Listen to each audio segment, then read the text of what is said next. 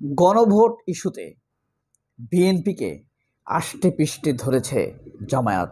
জুলাই সনদ বাস্তবায়নের ক্ষেত্রেও জামায়াতের জালে বাধা বিএনপি। আপনারা হয়তো বলতে পারেন, এত বড় দল, দুইবার ক্ষমতায় ছিল, সেই দলকে বেঁধে ফেলেছে জামায়াত, এটা কিভাবে সম্ভব? তারা মিডিয়া দখলে নিয়েছে, সব পত্রিকা তাদের দখলে, টেলিভিশন চ্যানেলগুলো তাদের দখলে, খালেদ মহিউদ্দিনরাও তাদের জন্য দালালি করে, এই দলকে বেঁধে ফেলেছে জামাত, এটা কি সম্ভব?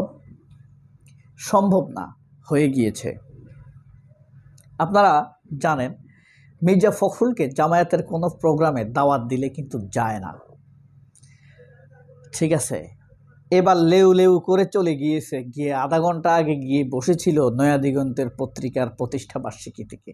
কেক খেয়েছে, খাইয়ে দিয়েছে, আহ্লাদি দেখিয়েছে, আটকা পড়ার লক্ষণ।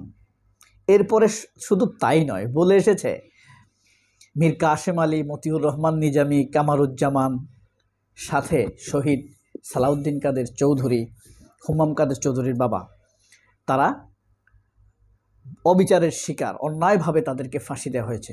অথচ মনে খেয়াল করে দেখেন, এই সালাউদ্দিন কাদের চৌধুরীকে 2016 সালের সম্ভবত 14 অথবা 16 নভেম্বর, 14 নভেম্বর যখন ফাঁসি দেয়া হয়, 22 অক্টোবর, তখন আপনার এই বিএনপির মির্জা ফখরুল ইসলাম আলমগীর একটি বিবৃতিও দেয় নাই।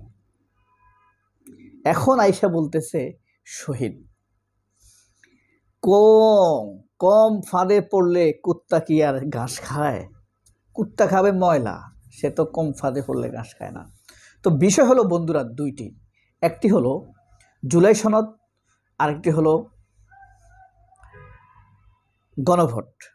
বিএনপি জুলাই সনদকে সবসময় কি বলে, এটা সব ক্ষেত্রে আবেগ দেখিয়ে লাভ নেই, মানে জুলাইকে তারা ওন করে না। ঠিক ওই যে টাউট, জাসদ, বাস্টার্ডের বাচ্চা সাংবাদিক খালেদ মহিউদ্দিন, অপসাংবাদিক খালেদ মহিউদ্দিন জুলাইকে নিয়ে যেরকম হাসাহাসি করেছে, এই সালাউদ্দিন কাদের চৌধুরী, সালাউদ্দিনও ঠিক জুলাইকে নিয়ে ভিন্ন ফরম্যাটে হাসাহাসি করে। এটা কিন্তু ভারতের একটা প্রজেক্ট, জুলাইকে হাস্যরস্য হিসাবে তুলে ধরা। জুলাইতে যারা অংশগ্রহণ করেছে, যারা আন্দোলনে গিয়েছে, যারা শহীদ হয়েছে, তাদেরকে হাস্যরস্য হিসেবে তুলে দেওয়া, অনর্থক হিসাবে মানুষের কাছে উপস্থাপন করার চেষ্টা করা। এই প্রজেক্ট হিসাবে কিন্তু খালেদ মহিউদ্দিন দেশে আসছে। ওকে যেখানে দেখবেন জুতা মারবেন, মনে মনে হইলেও থুতু মারবেন, ওর মাকে মারবেন, ওর বাপকে মারবেন, ও যে দল করতো জাসদ, ওকে মারবেন, মনে মনে হইলেও মারবেন, ওকে বদদোয়া দিবেন, ওর বাচ্চাকে বদদোয়া দিবেন, ওর বউকে বদদোয়া দিবেন। কারণ পরিবারের মধ্যে যদি একটা ভালো হয়, তাহলে মানুষ এত খারাপ হয় না। সে আবার দেখলাম যে রাগ দেখায়, আচ্ছা ওটা নিয়ে আরেকটা ভিডিও করব। এই যে বিএনপি কোন কোন ফাঁদে, অল্প সুখে কুকুর শুয়ে থাকে না। পৃথিবীতে সবচাইতে ব্যস্ত প্রাণী কোনটা জানেন? বলেন তো? কুকুর। আপনি তাকে কখনো আপনি হাঁটতে দেখবেন না, সে দৌড়াবে, নর্মালভাবে সে হাঁটতে পারবে না, সে দৌড়ের উপরে থাকবে। আর চরম বিপুল গরম যখন পড়বে, তখন সে একটু ছায়া খুঁজে জিহ্বা বার করে বসে থাকবে, কিন্তু স্বাভাবিকভাবে সে থাকতে পারবে না, জিহ্বা বের করে রাখবে, সে সবসময় ব্যস্ত থাকবে।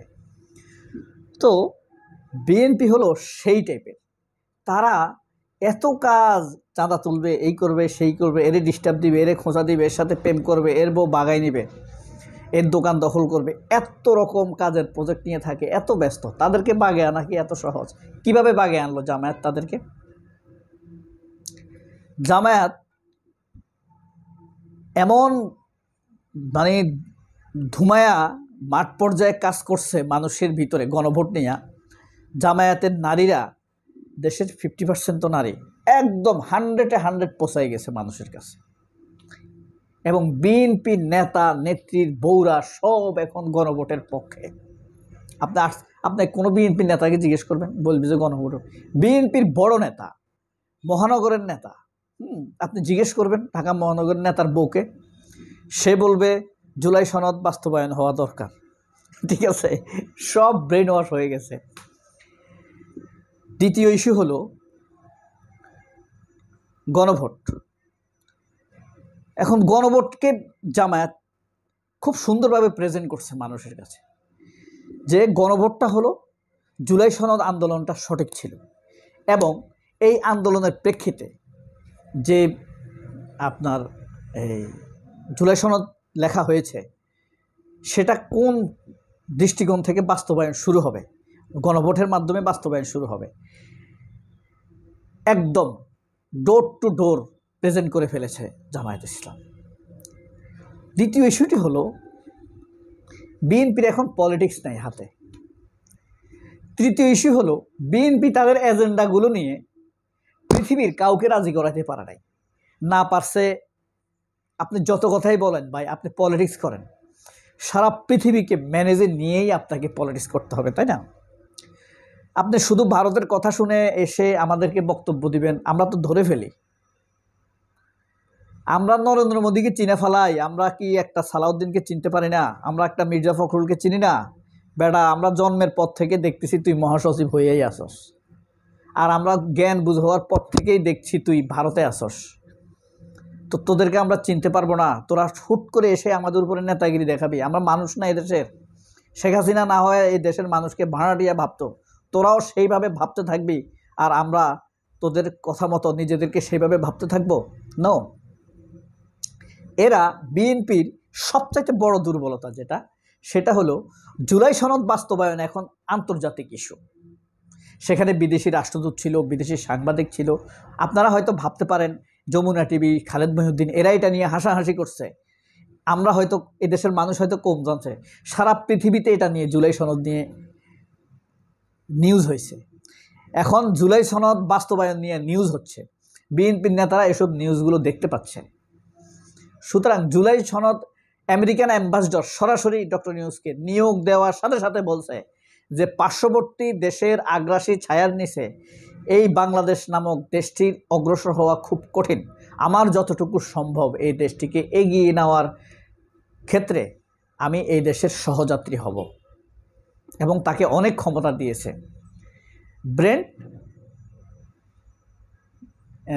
ব্রেন সিক্রেনসেন্ট তার নাম। তিনি খুব দক্ষ একজন কূটনীতিক, এবং তাকে অনেক ক্ষমতা দিয়ে এই দেশে পাঠানো হচ্ছে। তো বিএনপি নিজেদের অবস্থানের ক্ষেত্রে না পারছে। কারণ কি, ইন্ডিয়া তো হলো আমেরিকার কাছে এখন তুচ্ছ, এমনিই তুচ্ছ। তার উপরে এখন হইল ইন্ডিয়া বেয়াদবির কারণে, অগণতান্ত্রিক মানসিকতার কারণে, মুনাফিকি চরিত্রের কারণে তাকে ফেলে দিছে এখন আমেরিকা। তো ইন্ডিয়ার বুদ্ধি নিলে তোমাকে আমেরিকা শুনবে? ইন্ডিয়ার বুদ্ধি নিলে তোমার বুদ্ধি চায়না শুনবে? ইন্ডিয়াকে আমি শত্রু বলতে বলছি না, ইন্ডিয়া যেটা প্রাপ্য সেটা আগে আমাদের সম্মান দিয়ে তাদেরকে কথা বলতে হবে, আমাদের দেশের ভিতরে নিয়ে হস্তক্ষেপ থামাতে হবে, হাসিনার ব্যাপারে তাদেরকে স্পষ্ট স্টেটমেন্ট দিতে হবে। সেগুলো না করে ইন্ডিয়ার লগে বন্ধুত্ব করতে যায় ফখরুল্লাহরে দেখলে একদম ঠাস ঠাস দুইটা সর মারব, আমি দিয়ে জেলে যাবো প্রয়োজন, একদম ঠাস ঠাস মারব ইন্ডিয়ার বাচ্চা। তো এরা এদের সাথে এভাবে লিয়াজও করতে যায়, এখন ফাঁদে পড়ে গেছে। এখন জুলাই সনদে বাধ্য, গণভোটেও তারা বাধ্য মানে বাধ্য। সবাই অনেক ভালো থাকবেন। আল্লাহ হাফেজ। আসসালামু আলাইকুম।